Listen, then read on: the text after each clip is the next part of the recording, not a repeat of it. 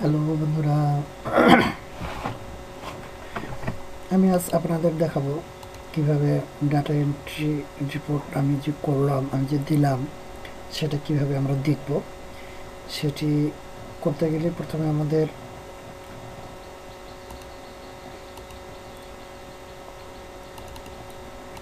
Internet connection করতে হবে। আমরা ইন্টারনেট কানেক্ট দিলাম, তারপর আমরা ব্রাউজারে যাব। দুইটা ব্রাউজার আমরা সচরাচর ব্যবহার করি, একটা মজিলা ফায়ারফক্স আর একটা হচ্ছে গুগল ক্রোম। আমরা গুগল ক্রোমেই বেশি ব্যবহার করব। এটা আমাদের অফিস থেকে অর্থাৎ ডিজিএইচএস এর থেকে কন্ট্রাক্টের মানে চুক্তিবদ্ধ একটা সফটওয়্যার, সেটা হচ্ছে গুগল ক্রোম। এখানে আমরা প্রথমে লিখব অ্যাড্রেস লিখব DGHS dot GOV dot BD, enter. Address পরে আমরা লেখার পরেই আমাদের অফিসিয়াল পেজ, যেটা ডিজিএসের ওয়েবসাইট, সেটা চলে আসবে। এখানে আসলেই আমরা ডাটা এন্ট্রিতে ক্লিক করবো, online data entry, DSIS2 online data entry. নতুন একটি পেজ আসবে, সেখানে আমরা DS2 system union level and community field work, এখানে আমরা ক্লিক করবো। DS individual record. তারপর আমরা হচ্ছে এখানে আমাদের সিসি কোড এবং পাসওয়ার্ড দিয়ে, ইউজার নেম পাসওয়ার্ড দিয়ে আমরা লগ ইন করবো। সাপোজ আমি আমার লিঙ্কটা এখানে দিলাম, সিসি 100-110-46, পাসওয়ার্ডটা আমি আমার দিলাম। আমার এখানে আগেই লগ ইন করা ছিল, সেজন্য অটোমেটিক চলে যাচ্ছে। আপনারা চেক করলে চলে আসবে। আমরা সাইন ইন করলাম।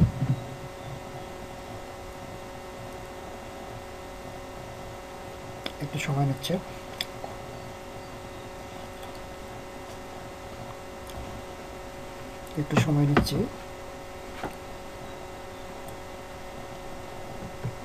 আমাদের চলে যাচ্ছে পেজ।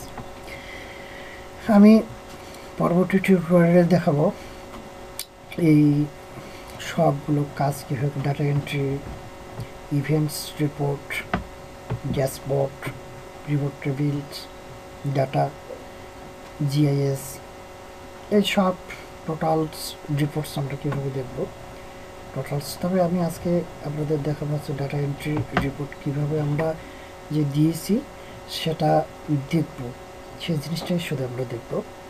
আমরা পিভট টেবিলে ক্লিক করব।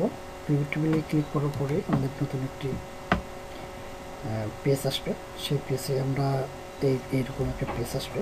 এই পেজে আমরা হচ্ছে ইন্ডিকেটরসে ক্লিক করে আমরা হচ্ছে রিপোর্টিংস রেটসে ক্লিক করব।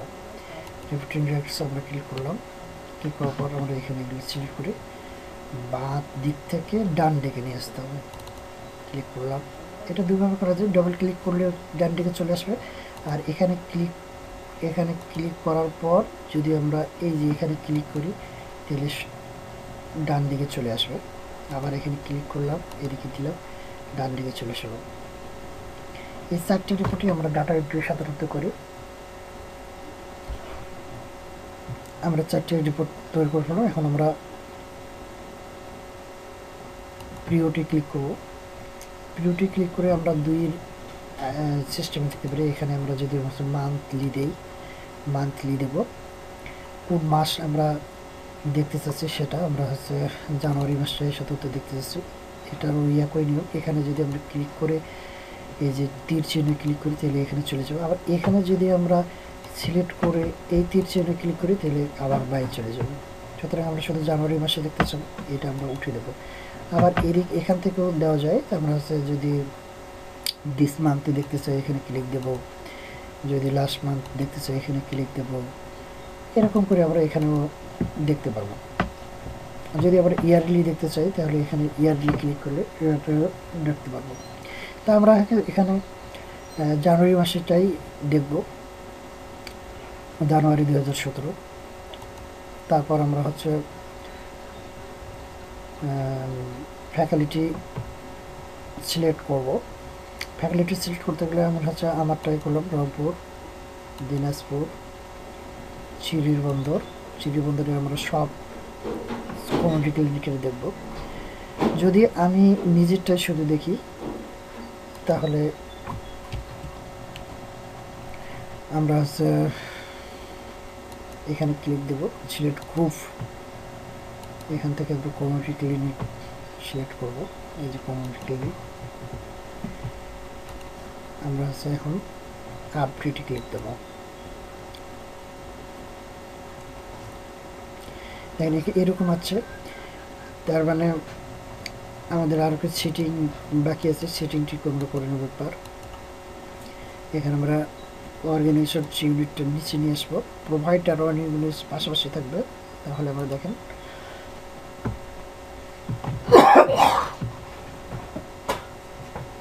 সরি দেখেন আমাদের প্রতিটা কমিউনিটি ক্লিনিকের তথ্য চলে আসছে। আমরা যদি এটাকে বোল্ড করতে চাই, লেখাটা আরও সুন্দর হবে, তাহলে এখানে আমাদের সেটিং অপশন আছে, সেটিং অপশনে আমরা দেখতে পারবো। এখানে আমরা লার্ক দেব, ফন্ট সিস্টেম আপডেট দেব। দেখেন লেখাগুলো আমাদের চলে যাচ্ছে। যদি এটা ঘিচিবিচি হয় তাহলে আমরা এখানে ক্লিক দিলে আমরা গোটা পর্দাটাই দেখতে পারবো। আমরা যদি এটা ডাউনলোড করতে চাই, আবার এখানে ক্লিক দিলে যে তীর চিহ্ন দিলে চলে আসবে। আমরা যদি এটা ডাউনলোড করতে চাই তাহলে এখানে ডাউনলোড ক্লিক করে অনেকগুলো ফরম্যাট আছে, যেই ফরম্যাটে আমরা ডাউনলোড করতে চাই। সাধারণত আমরা মাইক্রোসফট এক্সেলে ডাউনলোড করে নেব। আমরা এখানে ক্লিক দিলাম, একটু পরে আমাদের ডাউনলোড হচ্ছে। আমরা এভাবে ডাটা এন্ট্রি দেখব, কীভাবে ডাটা এন্ট্রি করলে ডাটা এন্ট্রি দেওয়া থাকে। অনেকেরই হচ্ছে নেটওয়ার্কের সমস্যার কারণে একটা যায় না রিপোর্ট, সেটাতে খুব সমস্যা। আমরা সবাই 100% করার চেষ্টা করব। আমরা যে এখানে যে ডাউনলোডটা করলাম সেখানে আমরা এখানে ডবল ক্লিক করি, ওপেন করে নিয়ে একবার দেখে নিই। এটা আমাদের ওপেন হয়ে গেছে। আমরা যদি একটু ফাঁকা করে দেখে নিই তাহলে 17 চলে আসে। আমরা যদি এটা আরও সুন্দর করে সাজিয়ে চেক করে নিতে পারি। চেক করে নিতে গেলে ডাউনলোড করলে কিন্তু কোনো আমরা একটু মার্ক করব, ডাউনলোড যদি কোনো কিছু করি তাহলে এই যে এডিটিং এখানে ক্লিক করতে হবে। এডিটিং ক্লিক করলে তারপর এখানে আমাদের হচ্ছে সংশোধন আমরা করতে পারবো, তাছাড়া আগে সংশোধন করতে পারবো না। যাক, এখন আমি আরেকটা জিনিস আপনাদের দেখাবো, সেটা হলো কীভাবে আমরা ব্রাউজার ক্লিন করব। অ্যাপস থেকে এই যে এখানে আছে ব্রাউজার ক্যাশ ক্লিনার, এখানে আমরা দুইভাবে করতে পারি ব্রাউজার ক্যাশ ক্লিনার। একটা হচ্ছে এখান থেকে, আমি এখান থেকে আগে প্রথমে দেখে দিই। আমরা যখন এখানে অ্যাপসে ক্লিক করব, অ্যাপসে ক্লিক করার পর আমরা নিচে আসবো, ব্রাউজার ক্যাশ ক্লিনার।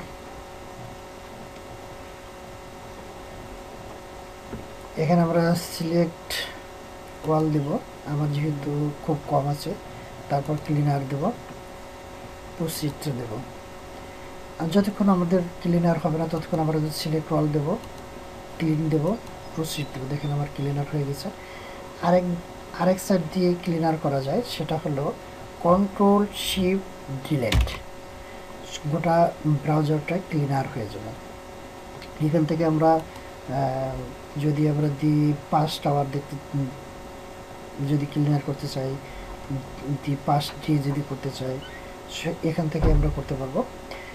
আমি হচ্ছে দি বিগিনিং টাইম যতক্ষণ পর্যন্ত চলছে ততক্ষণ পর্যন্ত দেবো, নতুবা beginning of time past week দিলাম, দিয়ে এই যে ক্লিনার ব্রাউজার ক্লিক করব। আমরা একটু দেখেন আমাদের ক্লিয়ার হয়ে গেছে। আবার আমরা যদি এভাবে ক্লিয়ার না করি তাহলে দিক দিয়ে করা যায় সেটা হচ্ছে আমরা এই যে এখানে হচ্ছে সিটিং অপশন একটা আছে, customised and control Google Chrome, সেখান থেকে আমরা হিস্ট্রিতে যাব। হিস্ট্রিতে গিয়ে আমরা এখানে হিস্ট্রিতে ক্লিক করব এবং এই যে ক্লিয়ার ব্রাউজার ডাটা ক্লিক করব। দেখেন এখানে আবার ফর্মটা চলে যাচ্ছে। আমরা যেভাবে ক্লিয়ার করতে চাই সেইভাবে ক্লিয়ার করতে পারবো। এগুলো আমরা টিক চিহ্ন দেবো। পাসওয়ার্ড যদি কেউ সেভ করতে চায় তাহলে পাসওয়ার্ডটাও সে ক্লিনার দিতে পারবে। আমি সাধারণত পাসওয়ার্ডটা ক্লিনার দেবো না, আমার পাসওয়ার্ডটা মনে থাকার জন্য ক্যাশ ক্লিনার। এই ছিল আজকের টিউটোরিয়াল। বন্ধুরা আপনারা সবাই ভালো থাকবেন। আমি পরবর্তী টিউটোরিয়ালে দেখাবো কিভাবে reports, events report, profitable, data entry এবং অনলাইন সিএসভিদের নন কমিউনিকেবল ডিজিজ কীভাবে রিপোর্ট করতে হয় সেটা আপনাদের পরবর্তী টিউটোরিয়ালে দেখাবো। ধন্যবাদ, সবাই ভালো থাকবেন। খোদা হাফেজ। আমার জন্য সবাই দোয়া করবেন।